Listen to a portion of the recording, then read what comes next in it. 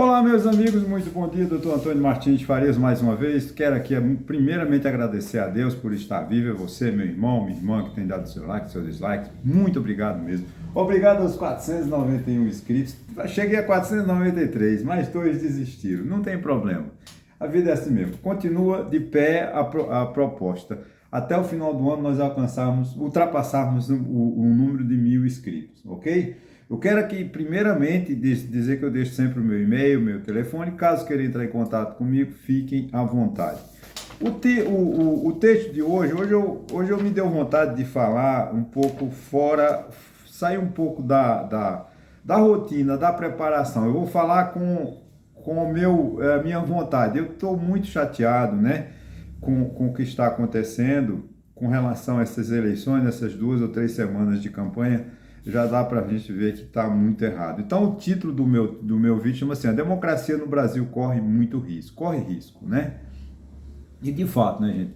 O Brasil, eu não vou aqui fazer uma incursão na história, lá em Nabucodonosor, né, na história política brasileira, mas havia uma certa... Tivemos o processo da ditadura de 64, né, que eu vivi, estava com 10 anos, quando começou, né, em 64, 10 anos nada, eu tinha 7 para 8 anos, né, e me lembro muito, e depois vivi ainda a ditadura no Rio de Janeiro como jovem, né, como estudante, enfim, né, sei o que é uma ditadura. Mas mesmo na ditadura havia uma liberdade assim política. Os líderes políticos assumiam posições, né, de defesa da democracia, na defesa do retorno às eleições, né, do retorno à plena liberdade. Como podemos citar Ulisses Guimarães, né, podemos citar o Franco Montoro, né, o próprio Fernando Henrique Cardoso e tantos. E a partir da década de 80 surge o movimento sindical, né, com o sindicalista Lula, e depois se torna o presidente da República, essa liderança de hoje. Mas com o advento da redemocratização a partir de 88, quando nós tivemos em 89 a primeira eleição direta para presidente, foi uma festa democrática, né, com mais de 10 candidatos, se não me engano, né, saudosos candidatos como Afonso Camargo, o próprio Enéas, que era o folclórico. Sempre tivemos os folclóricos na política brasileira. Mas de um certo tempo para cá, né, especificamente de 2018 para cá, houve uma antipolítica, ou seja, passou-se a defender a não política. E não tem como a gente cair para a não política. Ou a gente faz política com seriedade, ou a gente corre risco de voltarmos a um golpe de Estado, como ele está em curso, né? A tentativa de golpe não acabou no dia 8 de janeiro, ele continua em curso, né? Porque a democracia no Brasil corre risco. Gente, os intelectuais, eles sumiram no primeiro governo Lula, né? Com Marilena Chaui, então, sumiram. Nós não temos mais. Por quê? Porque eles não têm espaço. Os grandes gênios, os pensadores desse país, não têm espaço nem na mídia escrita, nem na mídia falada, porque o que está acontecendo é mediocridade como aconteceu no governo Bolsonaro, como os políticos que acompanham Jair Bolsonaro. A mediocridade fala grossa. Da mesma forma, no PT também tem gente medíocre, sabe? É lastimável a antipolítica que nós estamos praticando hoje. Os deputados, eu vejo os deputados como o Silas Malafaia não, mas esse ajuda, né? As pessoas da chamada direita bolsonarista, eles estão ridicularizando a política, tentando desmoralizar a política para se posicionarem no ponto de vista da lacração, do ponto de vista da rede social. Isso é muito prejudicial, né? As campanhas eleitorais, ao invés de discutir os verdadeiros problemas nos municípios, estão discutindo balelas, né? Você vê essa questão, citar o exemplo de São Paulo, né? São Paulo, não conheço São Paulo, mas tenho certeza dos diversos problemas que São Paulo tem, que os candidatos a prefeito têm que se posicionar em resolver os problemas prevenção de enchente, diminuição da violência, a questão da Cracolândia, que é um problema social gravíssimo, não é só o prefeito que vai resolver, ali tem que ser uma atitude conjunta do governo, do prefeito, do governo federal e do governo do estado, resolver aquele problema da Cracolândia, revigorar o centro de São Paulo, que me diz que está abandonado exatamente por causa desse desajuste social. E o que a gente vê os candidatos discutindo são ligados ao PCC. Esse Borsal não, desculpa, não é Borsal, esqueci o nome, esse candidato polêmico de São Paulo, né, ele, ao invés de fazer política, ele está fazendo antipolítica, ele está desmoralizando as instituições.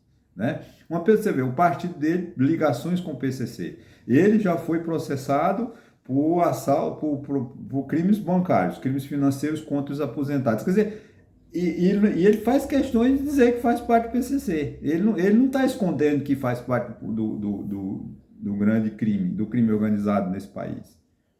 Né? Quando vem o Boulos, né, que tem o apoio do presidente Lula, eles querem nacionalizar a eleição.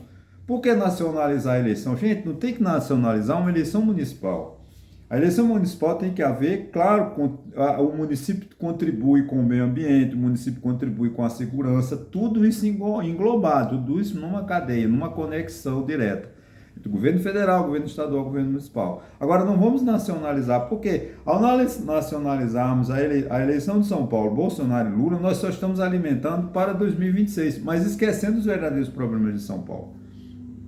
Então, precisa de essa falta, e que é falta de honestidade política, dos dois lados, tanto do lado do Bolsonaro quanto do lado do PT. Né? O Boulos, todo mundo sabe, eu tenho minhas restrições ao Boulos, é um líder de esquerda, eu respeito a posição dele, ele foi ligado a um movimento de invasão de propriedades, ele foi preso porque foi defender os pobres que não têm, vamos dizer assim, não tem aonde morar, e depois ele se modernizou, agora está muito analógico ainda, né? Porque ele não domina as redes sociais como o Marçal. Desculpa, lembrei, eu falei Borsal, mas é Marçal. Desculpa o Marçal, desculpa, é porque eu não sabia o seu nome. O Marçal não, o Marçal é um profissional das redes sociais, que a esquerda não soube usar. A esquerda, o PT e a esquerda não sabe usar as redes sociais de uma maneira agressiva como sabe usar o pessoal da direita, o pessoal do Bolsonaro. Porque o Marçal é Bolsonaro. Né? O Marçal é um clone, né, do Bolsonaro.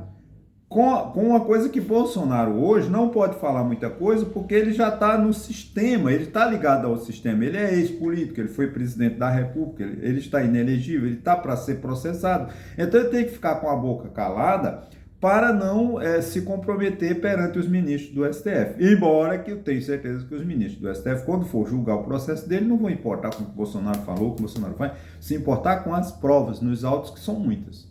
Eu li o inquérito das joias, né, e realmente não tem como de negar o crime que Bolsonaro cometeu. Está muito provado, as provas são muito cabais, muito consistentes. Então o processo de Jair Bolsonaro não pode ficar impune, ele tem que ser punido, ser julgado, se for condenado, tem que ser preso, como todo brasileiro, ele não é melhor do que ninguém. Né? Vamos lá, então a nacionalização da eleição, que estão fazendo também no mesmo Rio de Janeiro, também o mesmo Rio de Janeiro, tentando nacionalizar em detrimento dos problemas do Rio de Janeiro. Né? O Rio de Janeiro tem problemas, eu sei que por mais eficiente é o problema da segurança, o problema da violência, o problema do tráfico de droga, tudo das milícias, né? Vamos dizer assim, libertar as regiões, né? Porque eu vi essa semana nos jornais que um vereador, um prefeito, para entrar num determinado bairro, tem que pagar 60 mil para os chefes, para o controlador daquela região. Isso é falta de Estado, né? A ausência do Estado. O município pode ajudar? Pode. Agora o governador também tem que ter pulso firme, vontade de fazer. Mas se o governador tem uma ramificação no miliciano, na milícia, eu não sei se tem, mas suponhamos que tem, porque o Rio de Janeiro e o Brasil já vivem numa situação que a gente não sabe mais separar o Estado do crime, né? Em função da grande penetração, né? da situação que se envolveu o crime e as autoridades com o crime. Eu estava lendo no jornal, no Globo e no jornal Estadão, um depoimento de um suposto assassino da Marielle Franco, e ele dizendo que com 50 mil reais se comprava um processo, se queimava o processo no Rio de Janeiro. Ele falou que se fosse fazer uma verificação, está no depoimento dele, tá, gente? Eu não sou eu que estou dizendo. Se sobrar 6 delegados no Rio de Janeiro, seria muito. Delegados honestos, todos os outros aceitam propina. Aí você imagina como é a cúpula. É um policial militar, ele acha que ele é ex-policial militar, né? Réu, está acusado de ser o matador da Marielle Franco. É evidente que ele vai ser preso durante muitos anos. Mas ele dá um depoimento lá no Supremo Tribunal Federal, publicado no Globo hoje, a aberração que é a segurança pública no Rio de Janeiro. Todos os delegados, né, como eles falam assim, hoje, os processos eram impressos, era só botar debaixo do braço e tocar fogo. Hoje não, como está digitalizado, é mais difícil, mas mesmo assim continua mudando o foco da investigação, como fizeram com o caso da Marielle Franco, né? Em vez de seguir a direita, seguiram a esquerda e não chegaram a resultado nenhum. Só quando a Polícia Federal entrou no processo é que teve o andamento e que hoje já se sabe, supostamente, quem são os mandadores, né? Do assassinato da Marielle Franco, que até agora fica muito suspeito, porque é a palavra, né, do Lessa contra os acusados, né? Vamos ver se os irmãos, esqueci o nome dele, né? Brazão, né, conseguem provar que não tem nada a ver com o caso. E também o delegado também tem que provar nos autos que não recebeu, que não facilitou, que não fez um acordo para matarem a Marielle Franco. Mas meu assunto não é esse, meu assunto é outro. Mas isso coloca a política em risco, coloca a democracia em risco. Porque quando a gente tem uma polícia corrupta como essa, se verdade for, aonde é que nós podemos chegar, né? A nacionalização do Rio de Janeiro e de São Paulo, né? Agora, o pior de Recife, que internacionalizaram. O candidato a prefeito, o Gilson Machado, sanfoneiro de Bolsonaro, diz que terá a ajuda de Donald Trump, se ele for prefeito de Recife, eleito. Gente, é muita hipocrisia, né? Um político, ex-ministro de Estado, falar o que ele falou. Que, não, eu dormi na casa do presidente Trump nos Estados Unidos e ele me prometeu que se eu for eleito, ele vai me ajudar a ser prefeito de Recife. O que é que Trump pode fazer, mesmo ele sendo presidente dos Estados Unidos, né, ao candidato a prefeito do Recife, caso ele seja eleito? Realmente é uma piada, né? Então isso coloca em risco a segurança do país, né? Você vê a questão se for verdade, como estão prevendo, essa questão dos incêndios de São Paulo, se esses incêndios forem assim, criminosos, né, tem uma intenção de desestabilizar o Estado, de desestabilizar o país, é um golpe de Estado em foco, né? Estão sugerindo o chamado apito de cachorro, né? Que certas pessoas fizeram vídeo mandando que fogo, falando fogo, fogo, e de repente o incêndio de São Paulo começou. Tem um movimento agora no dia 7 de setembro, também contra os ministros do STF, e assim, então a minha preocupação é que a democracia brasileira anda na UTI, ela está internada em estado gravíssimo.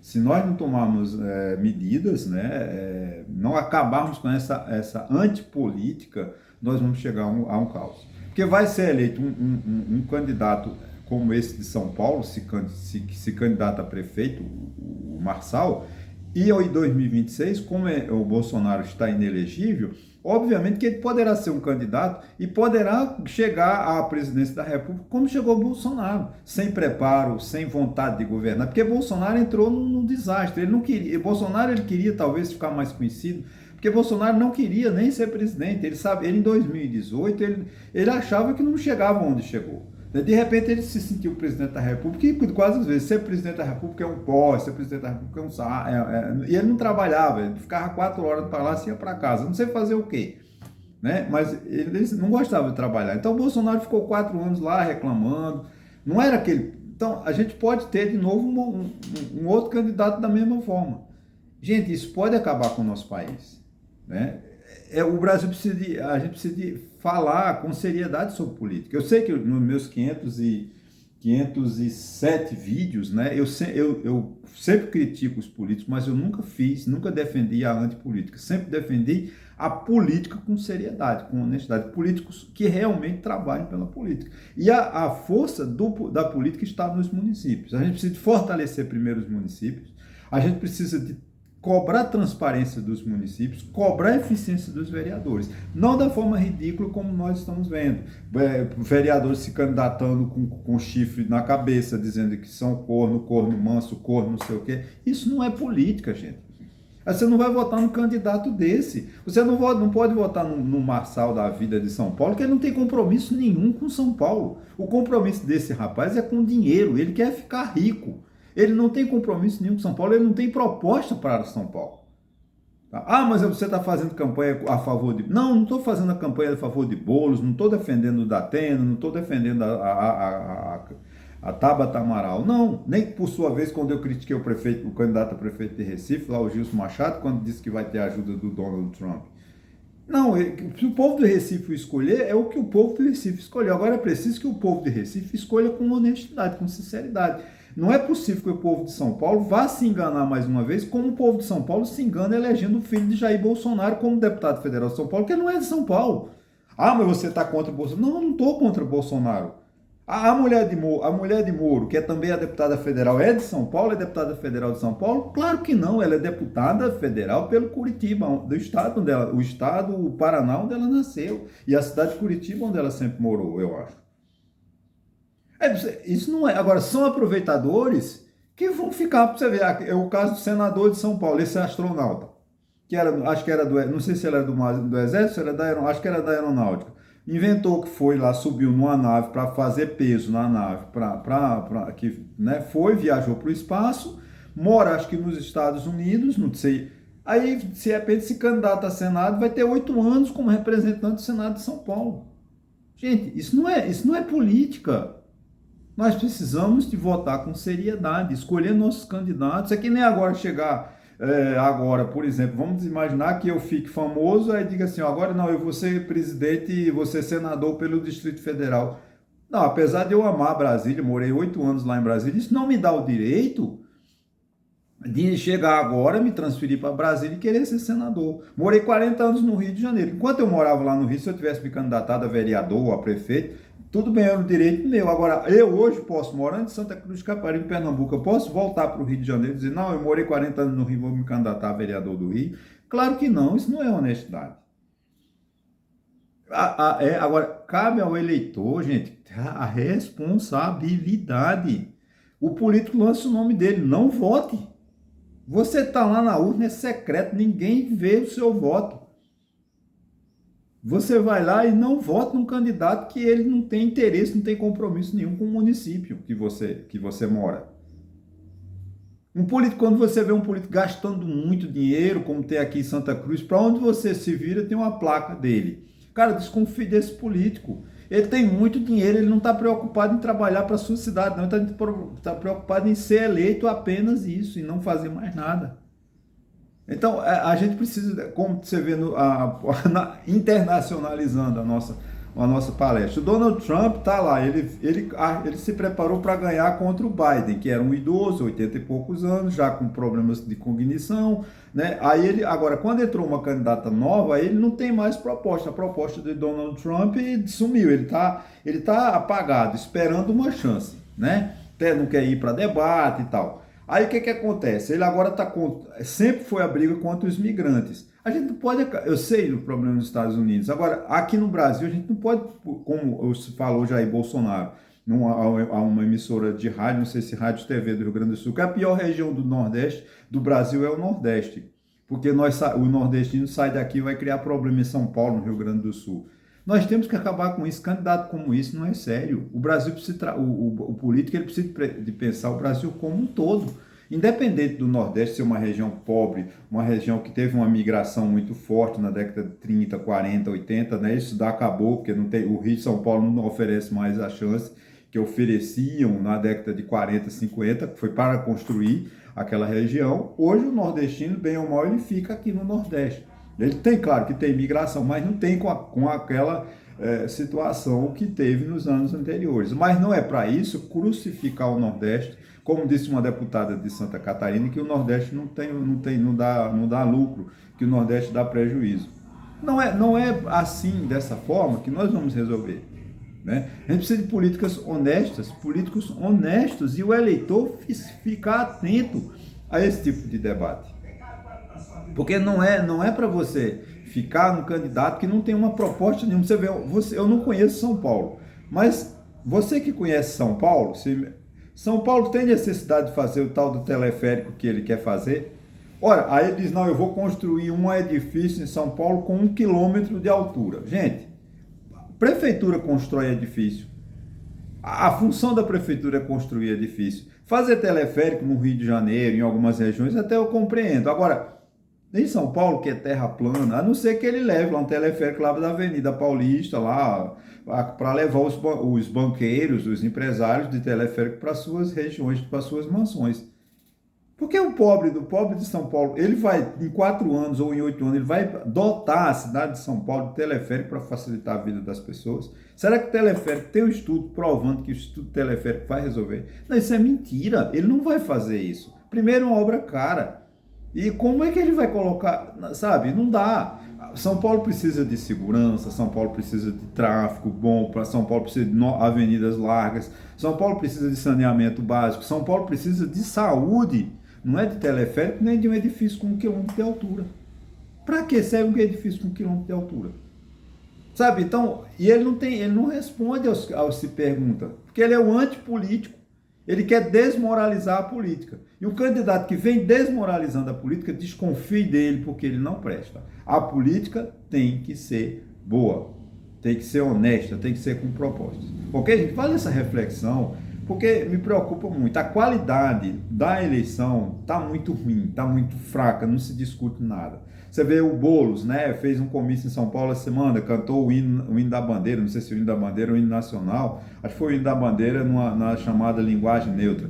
Com todo respeito, isso ao invés de ajudar, vai atrapalhar mais. Né? Então não é momento, as pessoas precisam de fazer política, de sair desse mimimi, dessas teorias que não levam a nenhum. Infelizmente a política está nojenta, mas não é.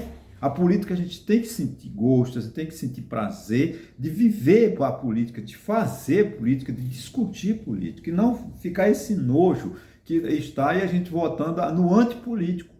Bolsonaro é um antipolítico, né? Da mesma forma, como é esse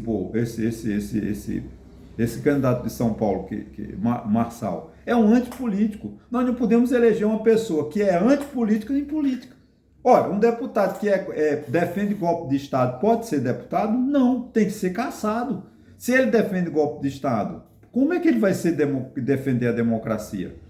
Como é que um deputado dessa direita radical como tem no Brasil, defendendo que o Senado revogue as decisões do Supremo Tribunal Federal? Gente, isso é um absurdo.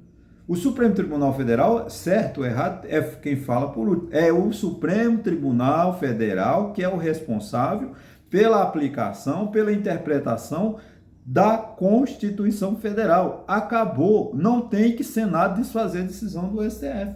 Que goste ou não. Pai, porque o Senado disse, o Supremo disse que as emendas PIX têm que ser identificadas, moralizadas, com o princípio da impessoalidade, princípio da legalidade, princípio, né, da eficiência. Aí eles querem revogar uma lei que revoga a decisão do Supremo.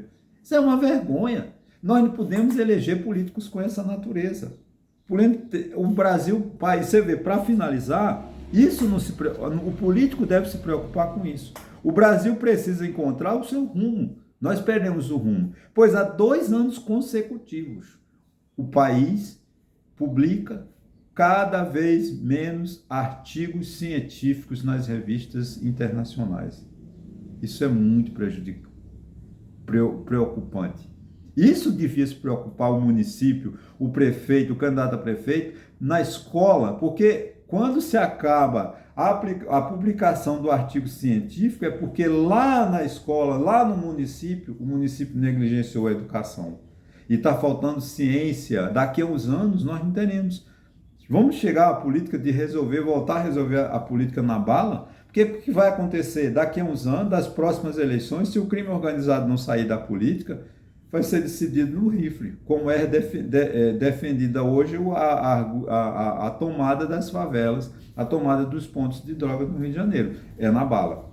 Eu não quero isso para o meu país. Eu não tenho filhos, mas tenho sobrinhos, e você tem um filho, você não quer isso para o seu país, que o seu filho seja um soldado do crime organizado, porque as decisões agora são decididas na bala. Do jeito que está a política defendida pela essa direita radical, né? Pelo pastor Silas Malafaia, que quer derrubar o ministro do Supremo Tribunal Federal, quer desmoralizar a política, vai chegar um momento que o país vai resolver os seus problemas na bala. É assim que quer seu Silas Malafaia? Se é assim que o senhor quer matar o ministro do STF, destituir o Supremo Tribunal Federal, colocar pastores da sua laia para decidir os destinos do nosso país? Se for isso, daqui a uns anos nós vamos resolver os problemas no Rio.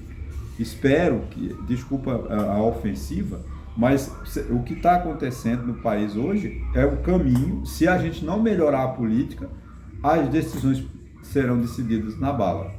É o que está se pregando, é o que se está se defendendo. Eu quero a política, eu quero a democracia, eu quero a possibilidade de a gente trocar ideias sem a agressividade. Eu não estou sendo agressivo, eu estou apenas constatando. Do jeito que a política está sendo tratada no país, daqui a uns anos, o que vai reinar é o rifle.